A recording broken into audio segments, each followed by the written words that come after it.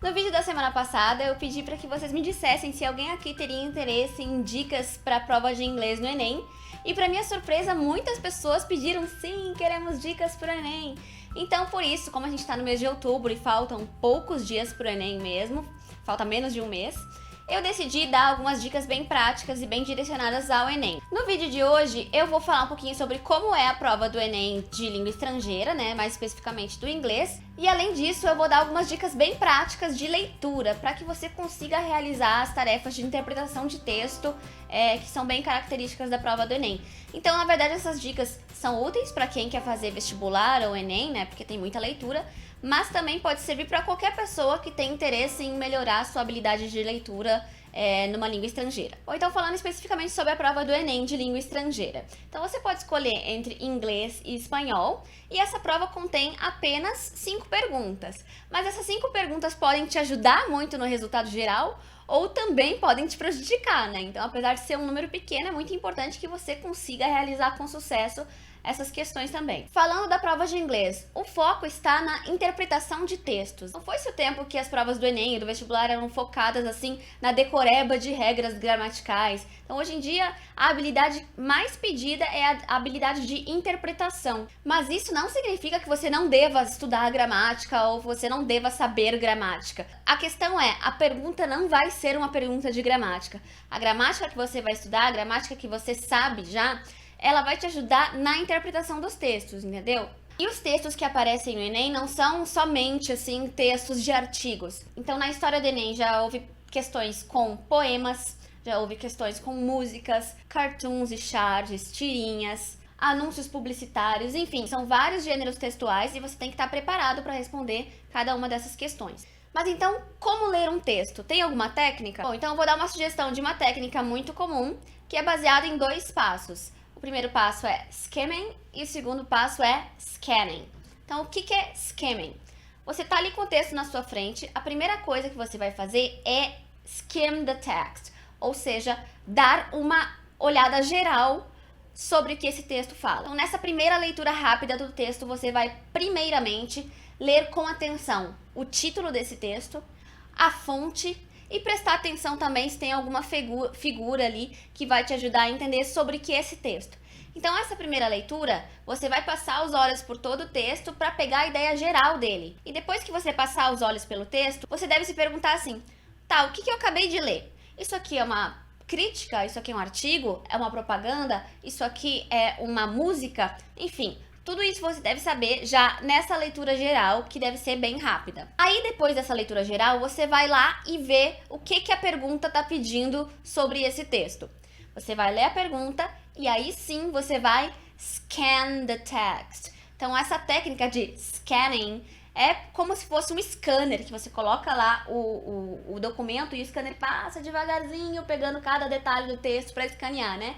Então, esse é o objetivo dessa segunda leitura, que é achar todos os detalhes necessários para responder essa pergunta que estão te fazendo. Bom, então só para deixar bem claro sobre o que eu tô falando, eu vou dar alguns exemplos de questões do Enem do ano passado, mas eu não vou ler o texto aqui com vocês, tá? O meu objetivo é só mostrar qual é o tipo de questão e como você poderia chegar à resposta, ok? Bom, então como você pode ver na primeira questão do Enem do ano passado, esse é um texto que não tem figuras, então você não tem a pista da figura, então você tem que primeiramente ler o título e em seguida ler a fonte lá embaixo do texto, para tentar identificar que tipo de texto é esse. Ou então, na verdade, nesse texto especificamente, o título dele também não vai nos trazer muitas pistas, né? A tall order. O que isso quer dizer, né? Aí, você vai ler ali o subtítulo. Então, através desse subtítulo, a gente já sabe que o texto é sobre um arquiteto que construiu o primeiro arranha-céus invisível do mundo, que é meio estranho, né? Um arranha-céus invisível. A gente precisa ler o texto para entender sobre o que é, né? E a pergunta sobre esse texto não é nada específica, ela é justamente para checar se você conseguiu entender sobre o que é esse texto. Então vamos dar uma olhadinha também na segunda questão da prova do ano passado. Pode bater o olho na primeira questão, mesmo que você não conheça o Bob Dylan, já dá para perceber que esse texto se trata de uma música, na verdade, né? E guess what? A pergunta também diz respeito ao objetivo geral da música. Mas nesse caso, a resposta pode ser um pouco mais difícil de ser encontrada, porque ela não está explícita no texto.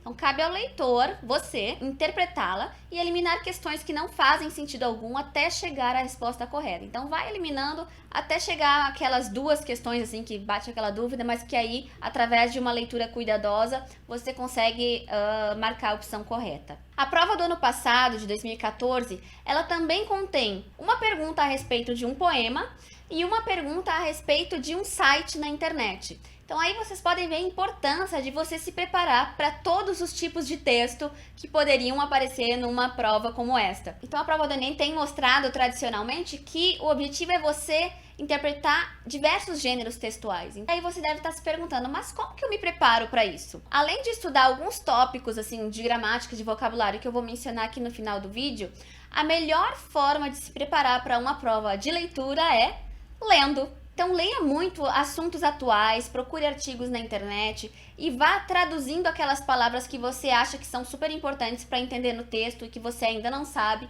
Então pega um dicionário online que é mais rápido, pega lá aquela palavra que você não está entendendo, traduz e anota no seu caderninho de vocabulário, que se você ainda não viu, eu já falei no meu primeiro vídeo aqui no canal, que é algo que ajuda muito. Você vai construindo o seu próprio glossário, né, com aquelas palavras que você ainda não conhece, que gostaria de lembrar posteriormente. Então, se você não viu esse vídeo, a minha sugestão é divida esse caderninho de vocabulário entre categorias, tá? Em categorias. Então, tem a categoria dos substantivos, a categoria dos verbos, a categoria das expressões idiomáticas, a categoria das frases prontas. Enfim, você vai construindo o seu caderninho de acordo com a sua necessidade, do jeito que você acha que vai se encontrar melhor. E de tempos em tempos, como você está se preparando para uma prova, sei lá, a cada 4 dias, a cada semana, você vai lá reler todo esse caderninho, que isso vai te ajudar a memorizar essas palavras novas e que podem te ajudar e muito na leitura dos textos que você vai ter que interpretar na prova do Enem. Uma outra forma óbvia de se preparar é realizando os testes, né, os exames dos anos anteriores. Então, é muito fácil encontrar essas provas do Enem na internet. Então, vai lá e faz e já vai se testando para ver se você entende como é a prova, né? Até para entender, pegar assim o feeling da prova como um todo. Na prova de 2014 não teve nenhuma charge ou quadrinho, mas esse tipo de questão é muito comum tanto em provas do Enem quanto de vestibular. Então, por isso eu vou dar algumas dicas também. Nesses casos de charges ou quadrinhos, a quantidade de texto é bem pequena e cabe ao leitor fazer alguma relação entre a ilustração, ali o desenho, e a mensagem que está sendo passada no texto. Eu vou dar um exemplo de charge que eu encontrei na internet e esses destaques em vermelho não foram feitos por mim, tá? Os créditos são do professor Jaime Guimarães. Então é um professor que eu não conheço, mas eu encontrei na internet, só para dizer que essa análise é dele e não minha, tá? Então vamos dar uma olhada para essa charge. Essa charge não caiu no Enem, mas se fosse uma questão do Enem, você conseguiria interpretar essa mensagem mesmo sem ler o texto, né? Só pelas imagens. Vamos aos detalhes. Como é que tá esse homem? Ele tá com olheiras, né? Ele tá ali com as canecas cheias de café. E como é que tá a ave desse homem? Repare ali nos pratinhos vazios, né? Nas teias de aranha. A ave tá morta, né? Através só das imagens, a gente já consegue concluir que o homem passa tanto tempo no computador que esqueceu de alimentar o seu passarinho, sua ave, seu papagaio, né? Mas aí a gente pode confirmar com o texto.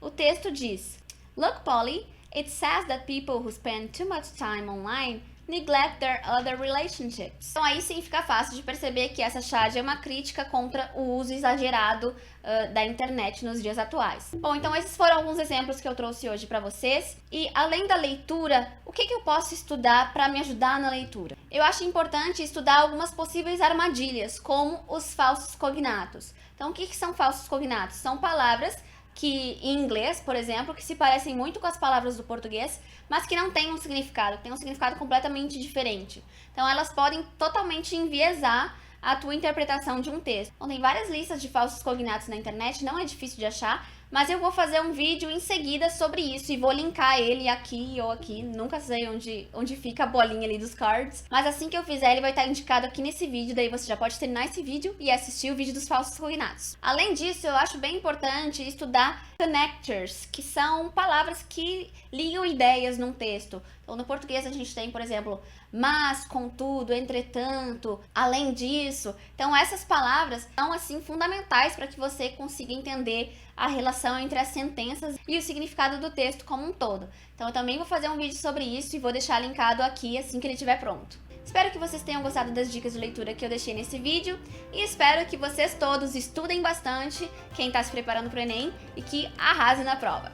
E se acha que esse vídeo te ajudou de alguma forma, deixa seu like aqui para que eu saiba que você gostou e para eu ficar bem animada para fazer outros vídeos. Se você ainda não for um inscrito no meu canal, inscreva-se agora, porque praticamente toda semana eu tenho lançado vídeos novos com muitas dicas para você melhorar o seu inglês. See you next video. Bye!